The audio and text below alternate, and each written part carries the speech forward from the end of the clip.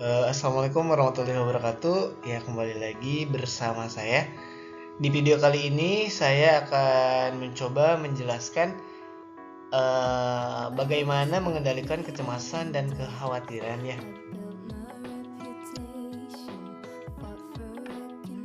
Berikut biodata singkat saya pribadi ya.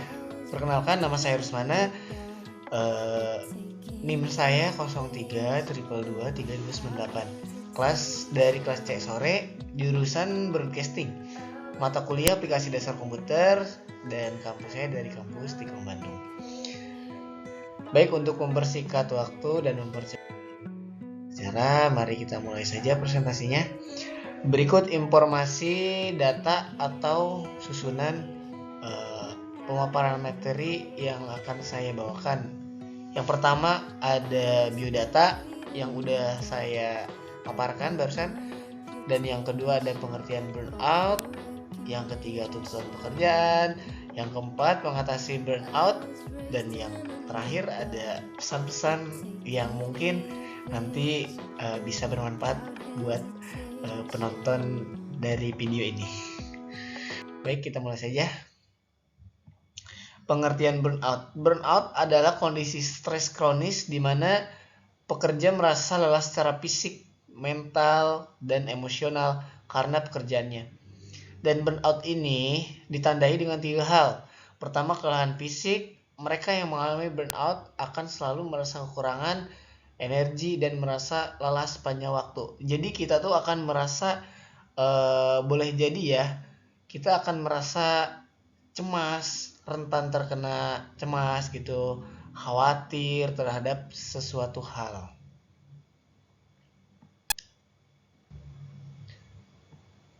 Kita lanjut untuk selanjutnya, yaitu adalah tuntutan pekerjaan. Pekerjaan yang menumpuk terkadang membuat kita sangat rentan untuk berpikiran negatif. Dengan hasilnya psikologi kita akan terganggu dan kita akan mudah cemas.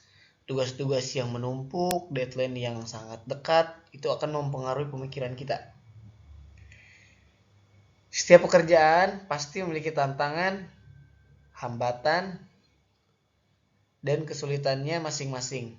Seringnya ini menjadi salah satu faktor yang membuat seseorang merasa sangat lelah, sehingga sebuah pekerjaan tidak dapat dikerjakan secara cepat dan menguras waktu. Akibat yang ditimbulkan dari semua ini adalah stres. Dewasa ini masyarakat sudah tidak asing lagi mendengar istilah stres. Stres kerja diartikan sebagai sesuatu yang tercipta di mana faktor terkait pekerjaan, work-related factor, berinteraksi dengan faktor di dalam diri karyawan dan merubah kondisi psikologi atau psikologi sedemikian rupa sehingga memaksa seorang menyimpang dari fungsi normalnya. Di lingkungan kerja, stres karena pekerjaan sering dikenal dengan istilah burnout. Ya, sudah saya sampaikan di awal, burnout adalah kondisi stres kronis. Jadi kita tuh terkadang kalau misalkan banyaknya pekerjaan segala macam gitu ya, kita tuh akan mudah stres, cemas, berpikiran negatif gitu ya.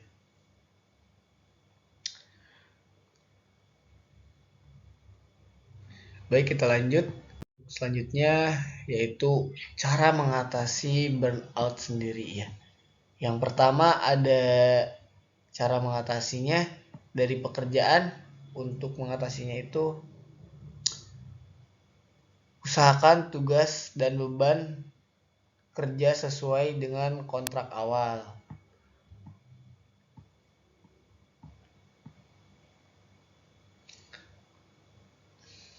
Salah satu penyebab burnout adalah karyawan atau kita sendiri, misal kita sebagai pekerja gitu ya, terlalu bekerja keras karena terobsesi dengan kesuksesan. Jadi mereka biasanya memiliki beban kerja dan berlebihan daripada seharusnya, sehingga seringnya rela mengorbankan kehidupan personal dan kesehatan. Jadi kita tuh harus tahu mana batasannya kerja dan mana batasannya untuk istirahat. Jadi kita tuh harus mengatur pola kehidupan di dunia kerja. Dan yang kedua yaitu beri batasan yang jelas pada diri Anda. Nah, ini betul banget nih. Cara mengatasi burnout loh. Apresiasi terhadap hasil pekerjaan. Jadi kita sebagai pekerja, kita kalau misalkan mendapatkan chip target gitu ya, mendapatkan hasil, kita tuh harus mengapresiasi diri kita. Jadi seakan-akan kita udah goals, udah sukses. Nah, misal kita contoh satu hal, kita udah ngelakuin atau kita udah ngerjain tugas gitu ya. Tugasnya selesai, kelar gitu dengan hasil yang memuaskan, atasan kita pun senang gitu ya.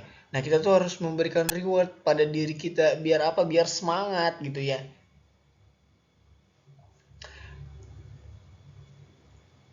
Dan yang ketiga, kelilingi diri dengan energi positif.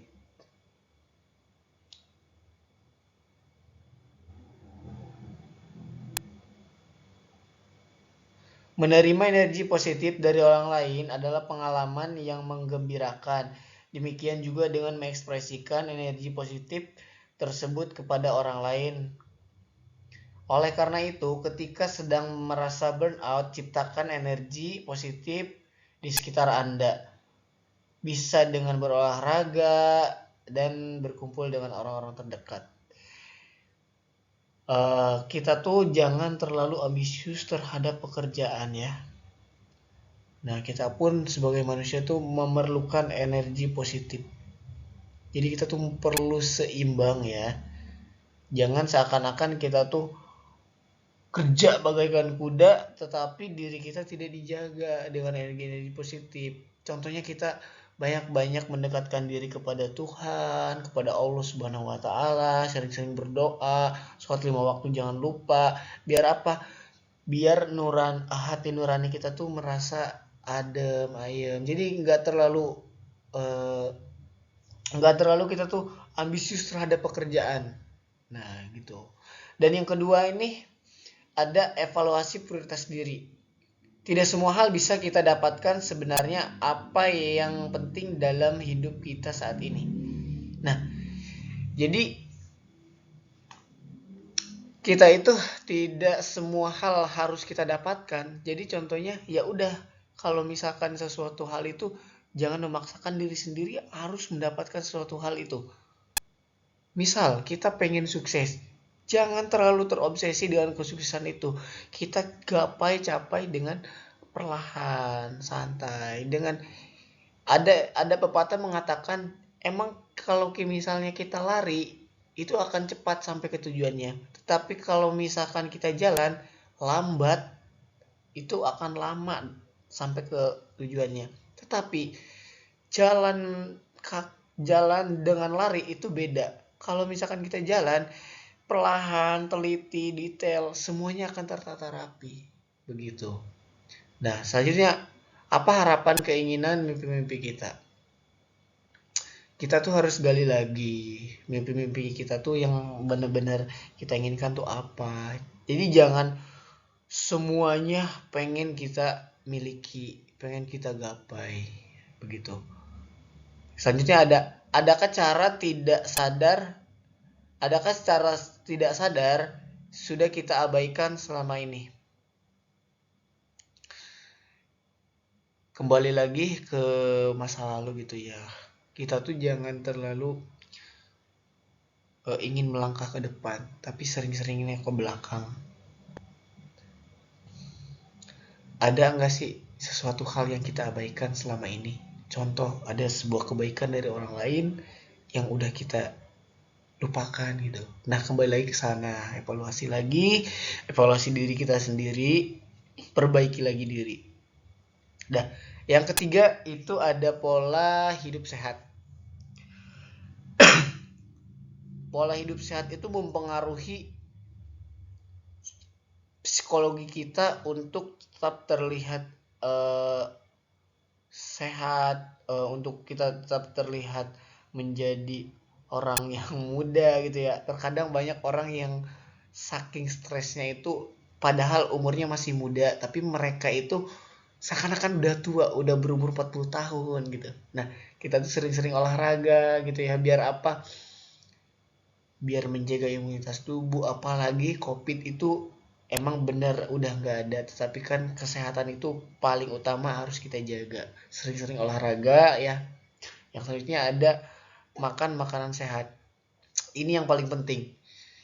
Kita jangan sampai lupa terhadap makan makanan sehat.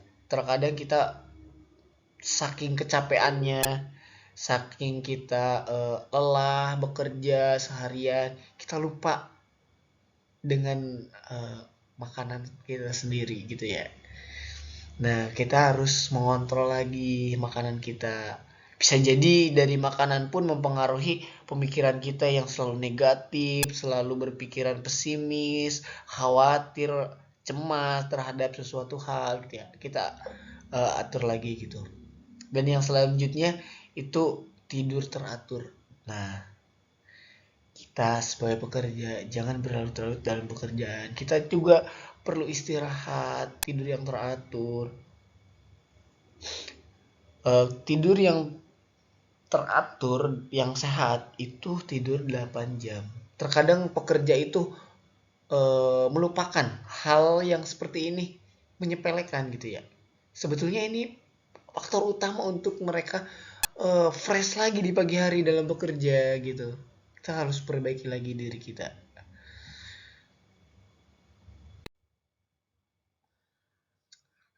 Dan yang selanjutnya ada pesan-pesan dari saya gitu ya. Mungkin bisa teman-teman atau penonton ambil sedikitnya ya dari saya. Hidup dalam hari lepas. Artinya jalani, hayati, hargai dan nikmati. Jalani. Jadi hidup ini kita jalani saja. Jangan terpaku dengan omongan-omongan orang lain, omongan-omongan orang sekitar kita gitu. Kadang suka menjudge kita, julid kepada kita gitu ya. Hayati, hargai. Kita nikmatin kehidupan ini. Hayati gitu ya. Hargai kehidupan kita selagi kita masih ada keluarga ya. Walaupun sudah tidak berkeluarga, kita hargai diri kita sendiri. Alhamdulillah kita masih sehat gitu ya.